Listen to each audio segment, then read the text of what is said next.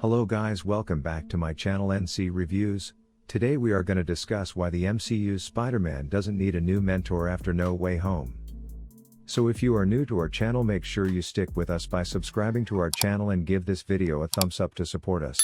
The lack of a mentor for Peter Parker in the MCU following the events of Spider-Man No Way Home may really be for the best.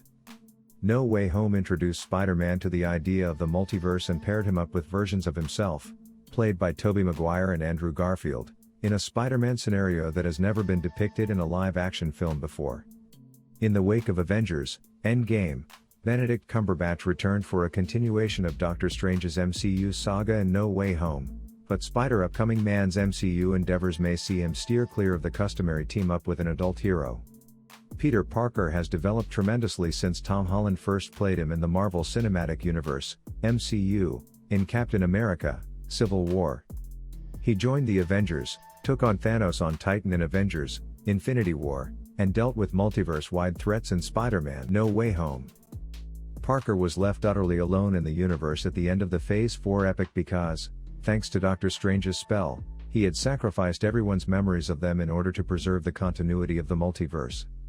Peter Parker's upcoming experiences will be considerably different from those that have come before, as Spider-Man 4 for the MCU is confirmed to be in the works at Marvel Studios.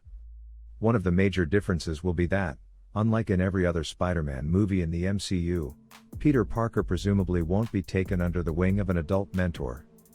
This all began with Tom Holland's debut as Spider-Man in Civil War, where Tony Stark, a character played by Robert Downey Jr., enlisted the hero to fight alongside him against Captain America. With Spider-Man: Homecoming, Infinity War, and Endgame, Stark continued to be Parker's hero, with Spider-Man: Far From Home putting Parker's sorrow over his heroes passing front and center. Parker would however discover a new tutor in Quentin Beck, aka Mysterio, in the epilogue of the Infinity Saga.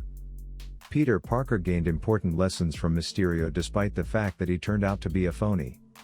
Nick Fury also offered advice, even though it was later discovered that he was actually Talos, the Skrulls leader, in disguise. This mentorship position for Spider-Man: No Way Home went to Doctor Strange, who connected with Parker in Infinity War and emerged as one of the only individuals Spider-Man could rely on in a crisis. In addition to providing knowledge and context for Spider-Intergalactic Man's mission, Strange was revealed to have far less patience with the juvenile web-slinger than Stark or Fury did. In Spider-Man: No Way Home, Peter Parker gained a new mentor in the person of Doctor Strange and instantly disobeyed Strange's orders to act in accordance with his own moral convictions. This represented a significant turning point in Parker's MCU journey.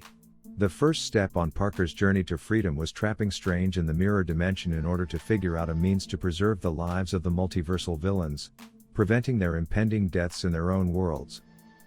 Parker set out to attempt to persuade MIT to enroll his pals even before asking Doctor Strange for assistance, trying to clean up his own mess, which would become a key subject in No Way Home.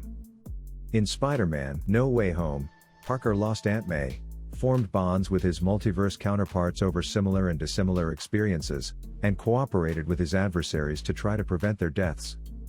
Parker's evolution didn't end there. Yet Spider-Last Man's deed in No Way Home demonstrated that he is no longer in need of a mentor, as he voluntarily sacrificed everyone's memories of him in order to safeguard the multiverse. Although Peter was obliged to do so since Strange's spell made it impossible for anybody to know who the real man beneath the mask was, this heroic act of self-sacrifice solidified the fact that he now has the freedom to pursue his own interests. By the end of Spider-Man: No Way Home, no one in the world can recall who Peter Parker is, leaving him entirely alone. The Marvel Cinematic Universe's later films, such as Doctor Strange in the Multiverse of Madness and Ant-Man and the Wasp: Quantumania, have shown that Spider-Man is still remembered by fans, but he now goes by the identity of Peter Parker, who has been wiped. Parker had to apply for a GED and find his own housing in New York City in the shape of a small studio apartment, while MJ and Ned were eventually accepted into MIT. By taking these actions, Spider-Man is now prepared for future MCU projects to be independent and to rely on his own judgment rather than that of more senior superheroes. In keeping with this, Parker created his own Spider-Man outfit in the film Spider-Man: No Way Home, hand-sewing it while drawing inspiration from the designs of his variations costumes rather than using high-tech tools. As his Marvel Comics storylines frequently involve crossovers with other heroes, this represented a significant shift for Parker in the MCU because it meant that he could now take the initiative rather than being subordinated to someone else. Future projects may also involve such crossovers with various other heroes. In a sense, the first Spider-Man trilogy in the MCU addressed Peter Parker's complete origin narrative, enabling him to ultimately function as a superhero in his own right and completely embrace his role as the helpful neighborhood Spider-Man. While no longer working in the shadows of Iron Man, Mysterio, or Doctor Strange, he has proven to take the most valuable advice from all of his prior instructors. Instead, it's possible that Peter Parker will serve as mentor in the upcoming Spider-Man trilogy in the MCU because Miles Morales might finally make an appearance in the live-action series. In the Ultimate Marvel timeline of Marvel Comics, Miles Morales succeeded Peter Parker as Spider-Man, and the character has enjoyed enormous success in Sony's Spider-Man, Into the Spider-Verse animated feature series. Many have been curious in the timeline for Morales' entry into the MCU ever since Peter Parker first appeared in it. This is especially true when Donald Glover's Aaron Davis, Morales' uncle, made a cameo in Spider-Man: Homecoming. Peter Parker may teach Miles Morales in Spider-Man 4 and subsequent installments of the Marvel Cinematic Universe, and following Spider-Man: No Way Home, he is well qualified to impart knowledge to the next generation of superheroes. That's it guys for this video. Please make sure you subscribe and hit the bell icon to get instant notification. See you in the next one.